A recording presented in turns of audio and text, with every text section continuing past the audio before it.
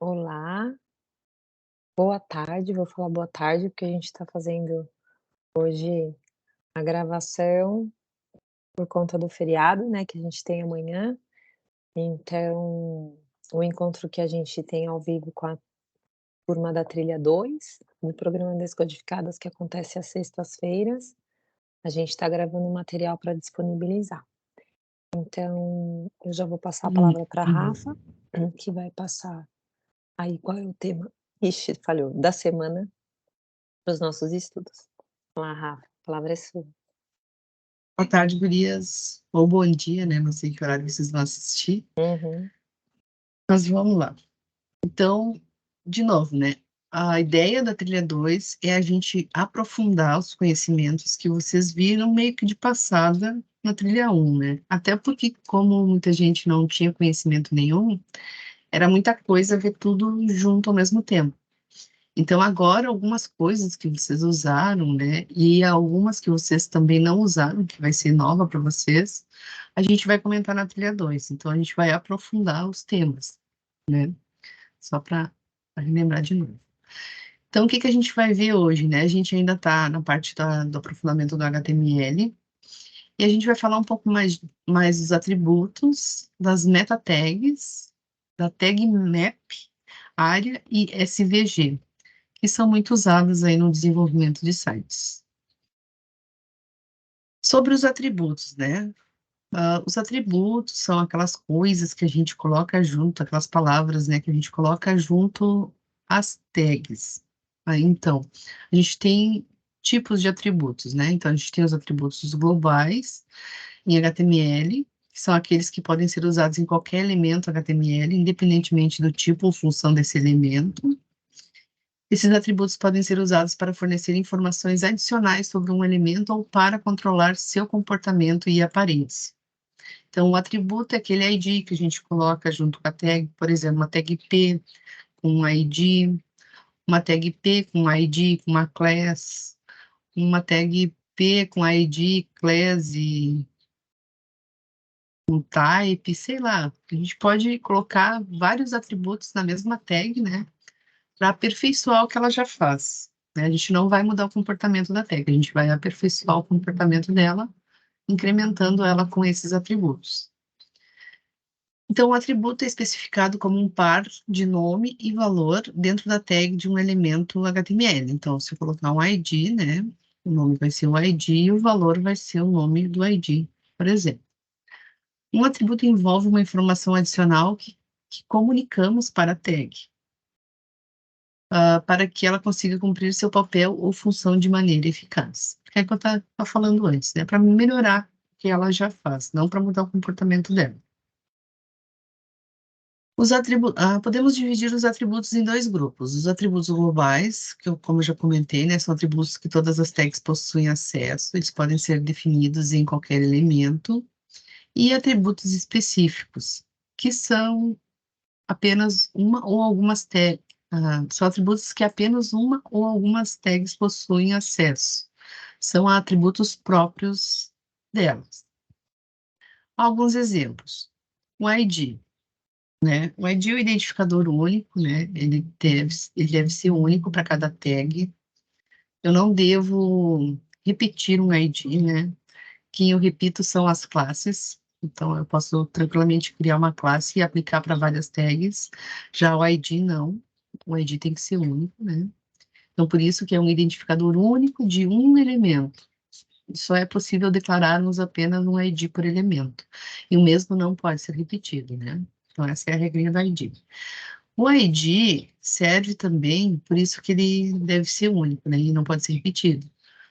Com o ID, a gente consegue fazer a ancoragem. A ancoragem com a ID é uma técnica usada em HTML para criar links que apontam para uma seção específica de uma página da web. Isso é especialmente útil em páginas longas, onde o usuário pode requerer pular diretamente para uma determinada seção, em vez de ter que percorrer toda a página. Não sei se vocês lembram, mas lá no Google Sites, tinha como fazer isso, né? Por exemplo, se tu criar uma landing page muito grande, com vários tópicos, pessoa cansa, né? A gente tem que pensar sempre no usuário quando está fazendo. Pensem em vocês também. Quando vocês abrem um site e ele é muito extenso, onde eu tenho que rolar muito a página, talvez eu nem queira ficar nele, né? Porque eu não tenho paciência, não gostei, não quero estar procurando. O que que a gente pode fazer? A gente pode criar tópicos e criar links, né, com esse ID.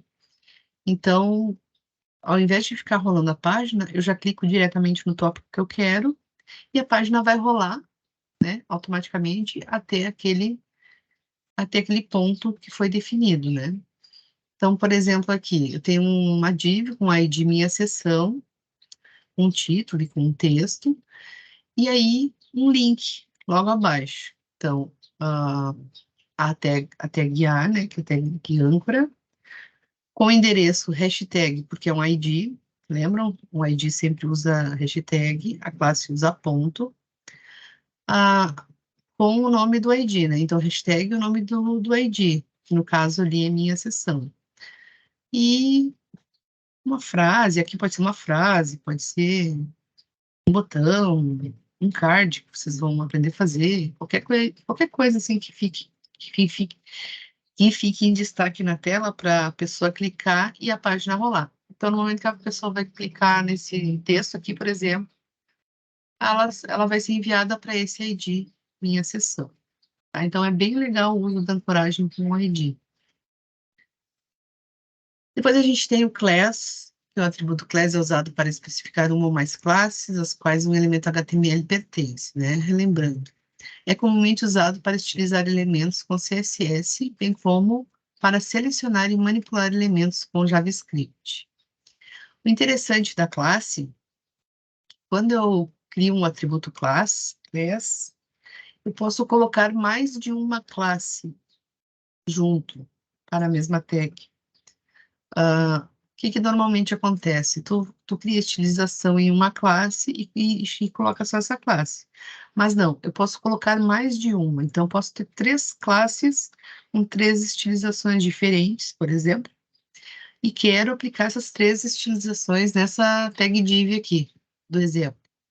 Como é que eu uso mais de uma classe na mesma tag?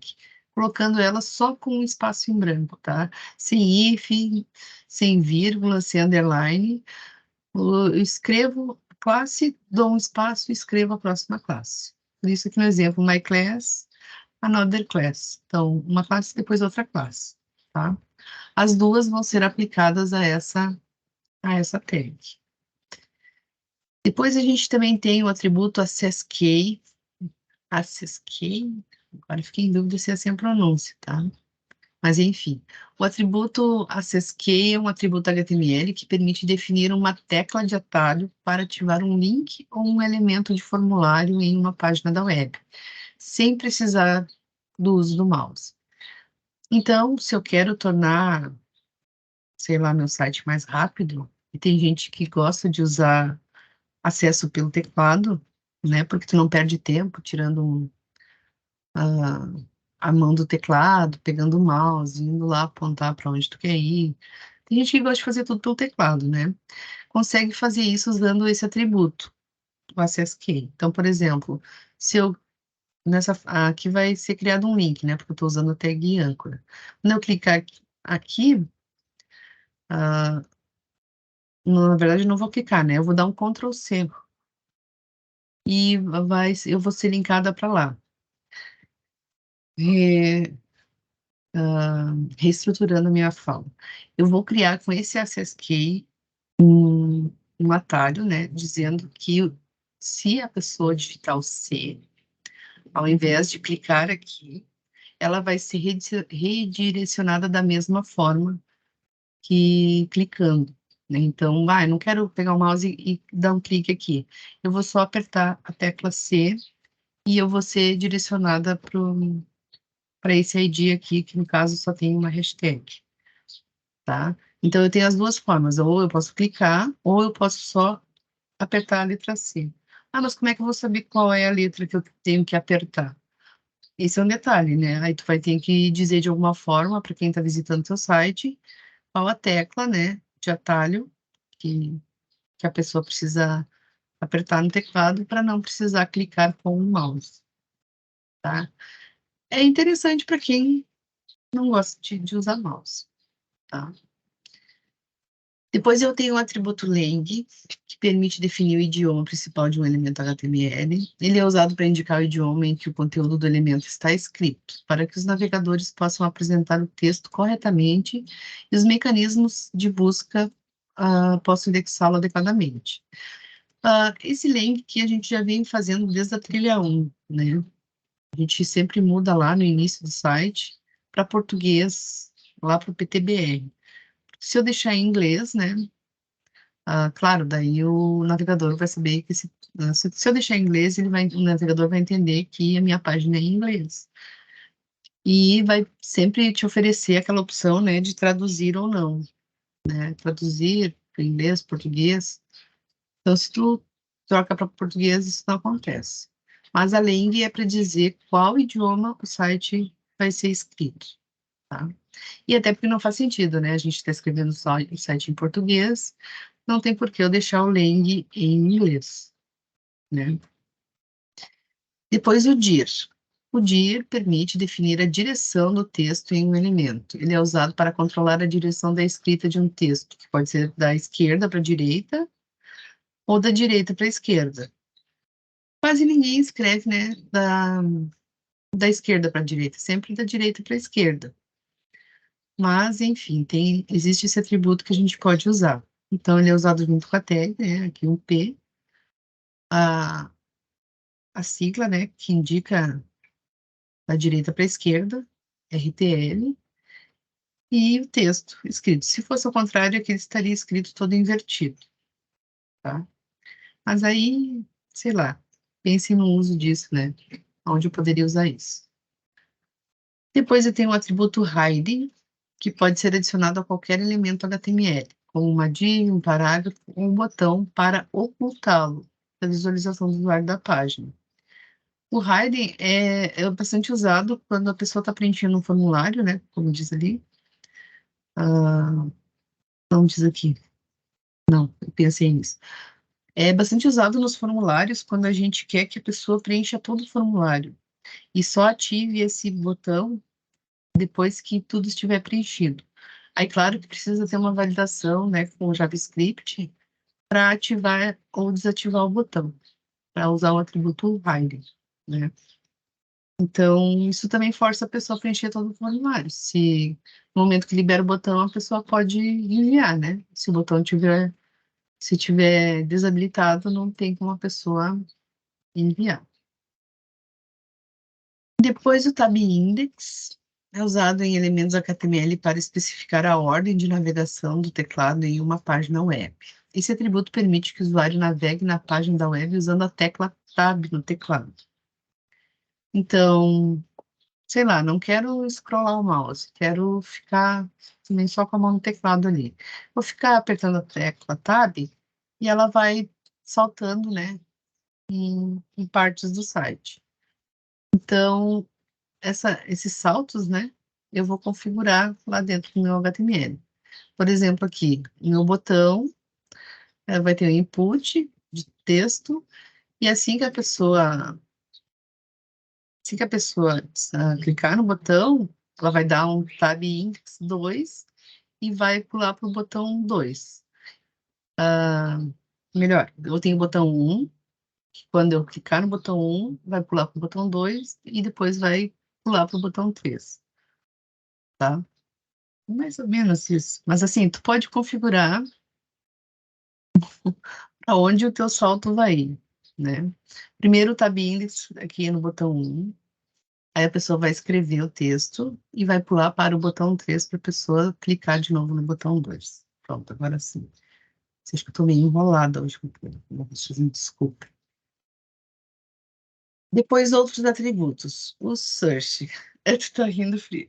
Não é que é tanto atributo ali que a gente confunde um pouco, né? Mas acho Tô, que tô. eu me fiz entender depois. Não, Sim, fiz de mas razão, tá. eu acho que é porque a gente vai falando, né, que você falou tanta coisa quando vê, É mas bastante informação, né? mas tá bom. Tá E bom. descontrai também. Né? Daí eu saio um pouquinho dessa seriedade aqui. Sim, sim. Tá bom. Isso acontece às vezes em aula, quando eu estou dando aula. Eu dou uma travada assim, daí eu volto, explico de novo, mas enfim. Aí depois a gente também tem o atributo source, que é usado em elementos HTML para especificar a localização de um recurso, como uma imagem, um áudio ou um vídeo que deve ser incorporado no documento. Esse source aqui vocês já usaram bastante, né?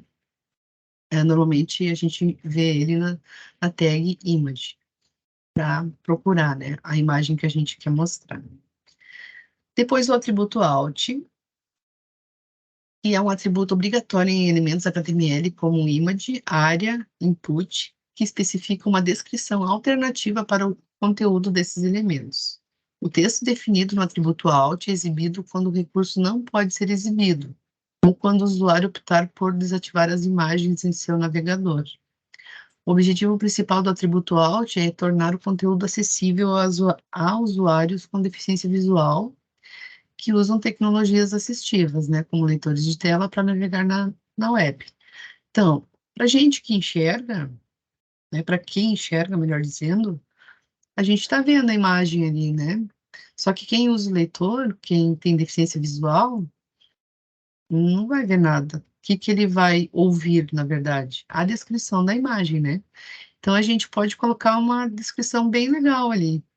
E até se tu carregar um site, né, e a imagem não carregar, porque às vezes acontece de ficar aquele quadradinho lá no canto, né, ou no lugar da imagem, quando ela não carrega por algum motivo, sei lá, não está mais disponível.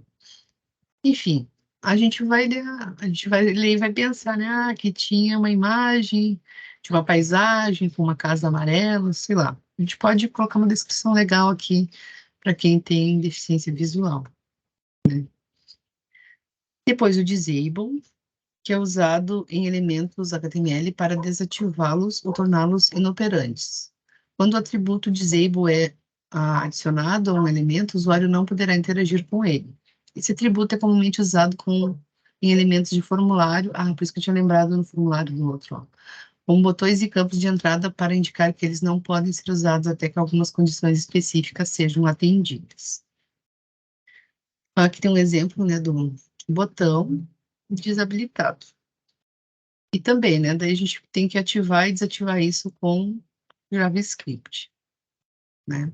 Para dizer, ó, quando o campo X, Y, Z estiverem preenchidos, tu ativa o botão de novo, senão ele se mantém desativado. Depois a gente tem as meta tags. As meta tags são todas aquelas metas que a gente vê lá no cabeçalho do site, né?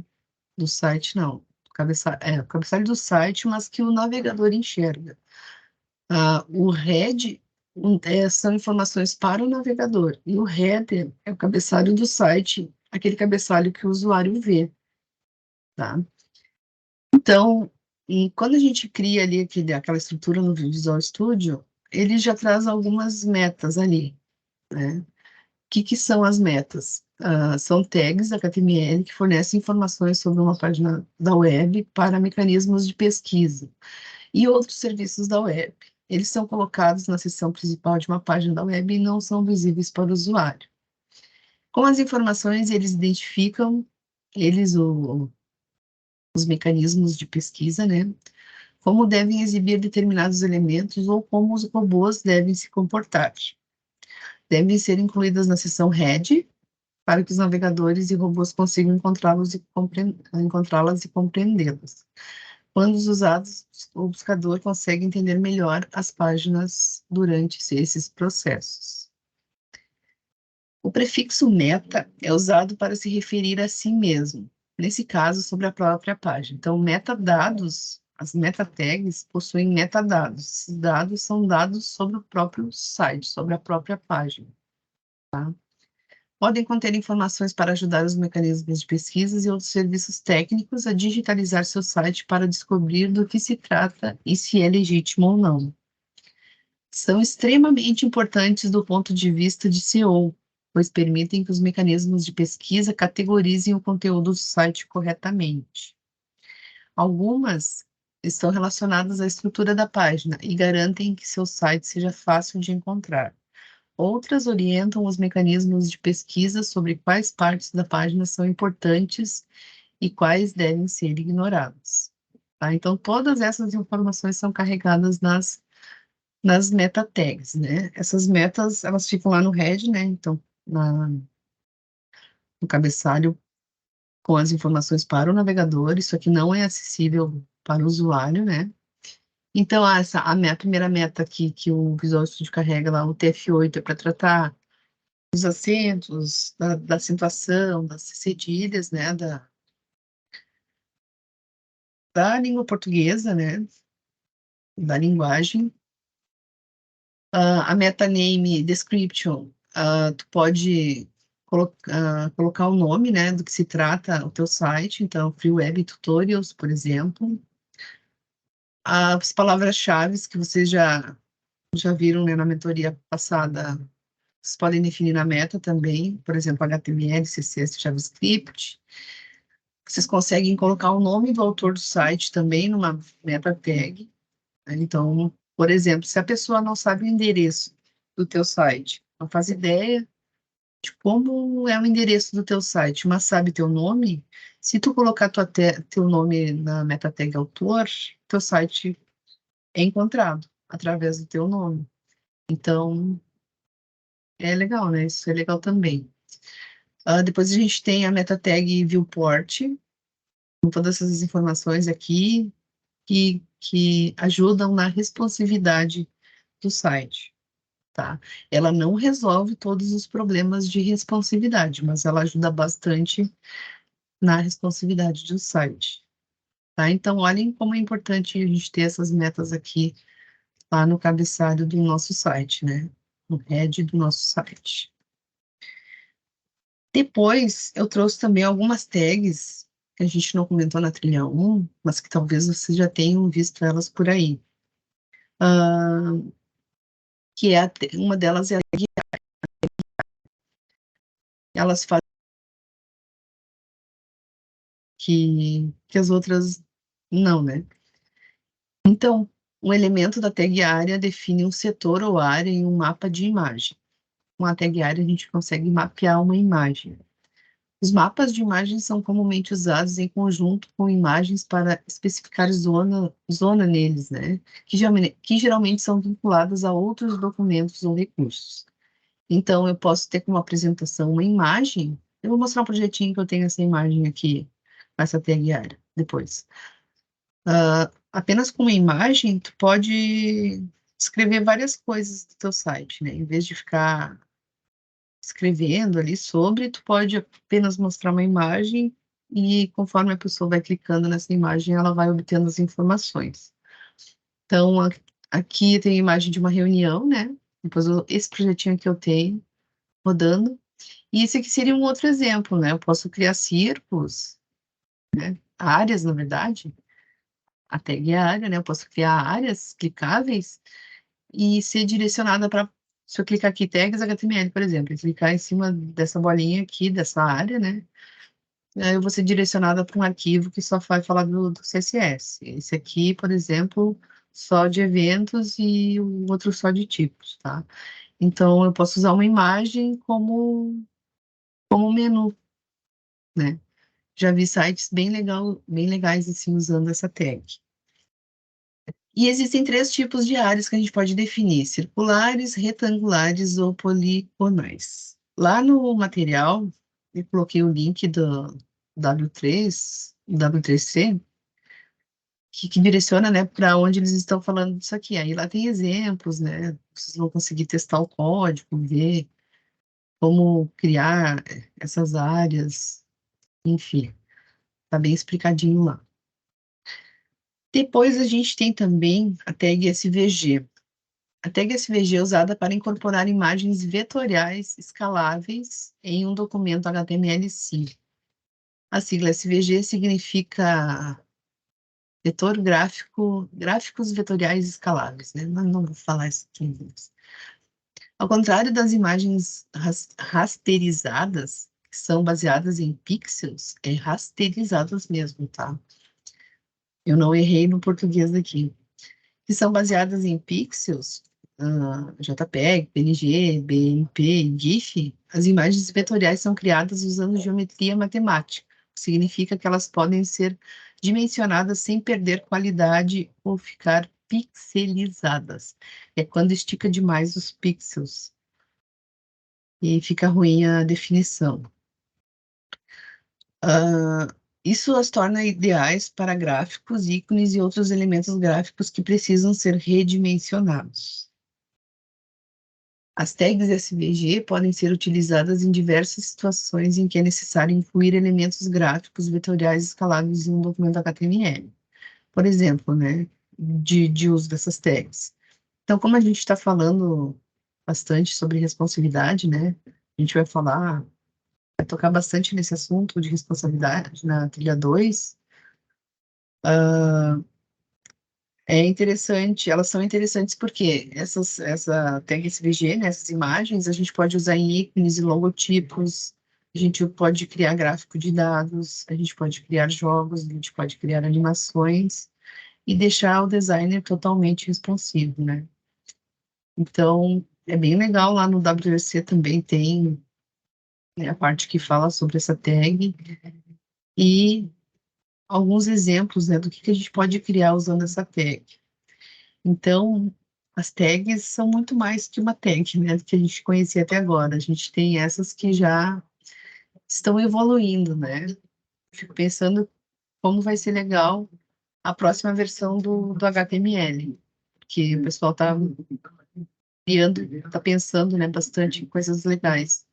Até para facilitar a vida da gente, porque também tudo evolui rápido, né? E então, que já existe, já não é satisfatório, tem que ser diferente, tem que melhorar, enfim. Então, a gente pode criar coisas bem legais com a tag SVG. Tá? E aí, sigam nossas redes. E aí, eu só quero mostrar esse projetinho aqui para vocês, da tag map, ó. Isso aqui tudo está explicado lá no W3C, tá? Então não se preocupem que vocês, se quiserem criar, ou tem exemplos também no YouTube, tem exemplos no Google de como criar, como mapear uma imagem, né? Porque na verdade a gente vai, ó, usar a tag map. Eu falei que ia falar dela, mas não, mas como o sentido dela é bem óbvio, né? Ela vai mapear alguma coisa. Vocês me desculpem, o carro de som que está passando agora aqui também. Então, a tag map, ela faz um mapeamento, né, de uma área. Aí, nessa área, eu vou colocar coordenadas, vou colocar imagem, né, vou colocar um texto alternativo também, um título.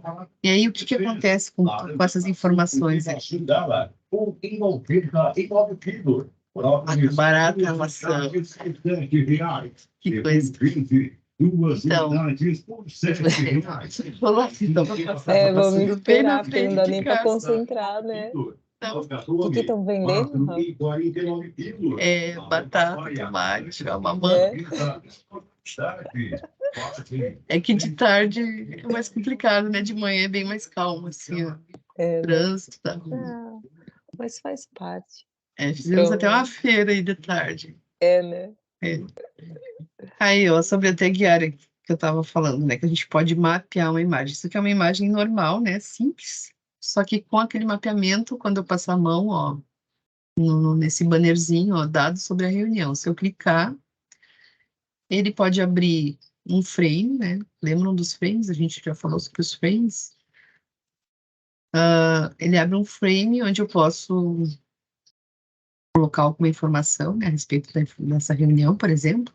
Posso também direcionar para uma nova página, né, para uma nova aba. E posso colocar mapear qualquer parte, ó. Aqui eu peguei o gatinho, os dados do gato. O dado do gato só tem a palavra gato, tá? E fundo amarelo, só para vocês verem assim que eu posso fazer várias coisas em cima de uma imagem, né? Então, a gente pode bolar um menu bem legal, assim, interativo, né? Com essas imagens.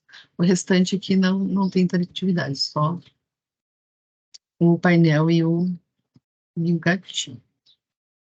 E aí, junto lá no material, né? vai ter, peraí que a pessoa, vai ter um arquivo falando de atributos, um arquivo falando de meta tags também, tá? Com links lá para vocês estudarem. Outro só da tag SVG e outro só da tag ALI, tá? Como usar, como criar, enfim. E é isso, Pri. Ó, agora que eu terminei, todo mundo ficou quieto, que não tem mais barulho. Tem um É, pouquinho de emoção normal, na sim. mentoria.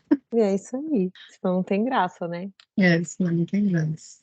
Escuta, a gente, então vai estudar, vai aprofundar, né, essas Sim, eu vi que você falou bastante coisas que já tinha visto, que já tinha feito, eh, sobre essas tags. A gente propôs aqui, que elas revisem, né, as tags que elas utilizaram lá no site, né, Rafa, isso. como atividade da semana.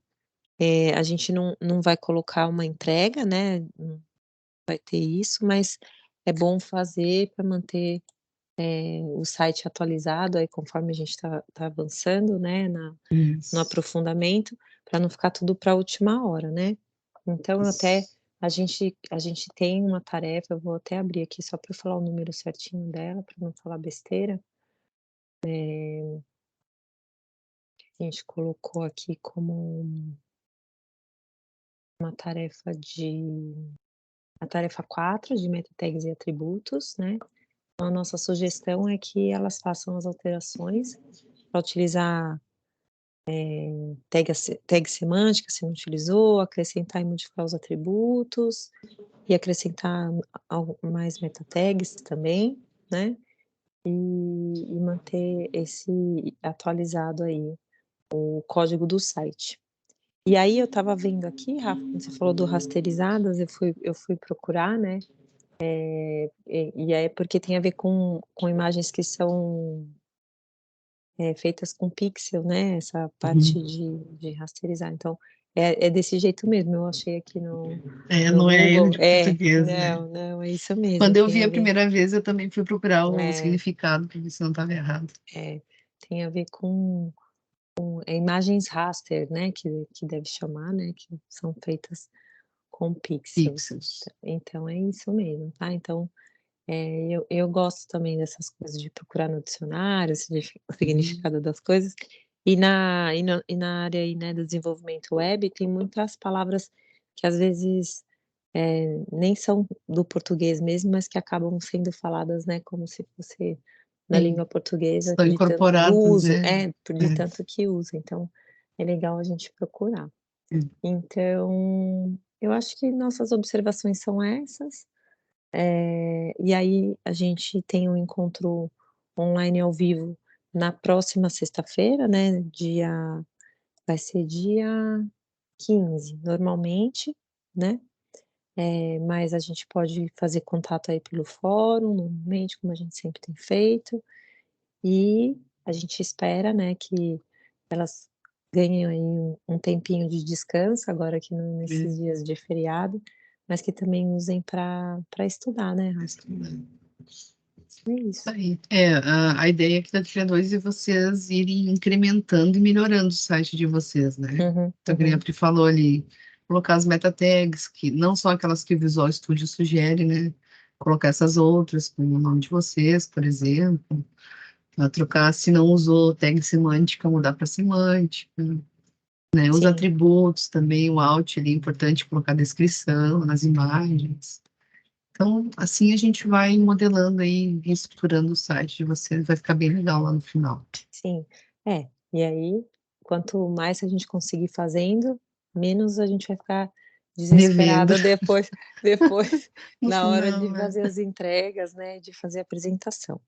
Então, é por isso que a gente está reforçando aí a ideia de vocês irem fazendo as atividades, tá bom? Mesmo sem entrega. Então, Rafa, acho que é isso, deixo aí desejo um excelente final de semana, que Para todos descansem, que nós. estudem, né, e a gente se encontra na próxima semana ao vivo, tá bom? Tá Obrigada. bom. Beijo, beleza, tchau. Um beijo, tchau.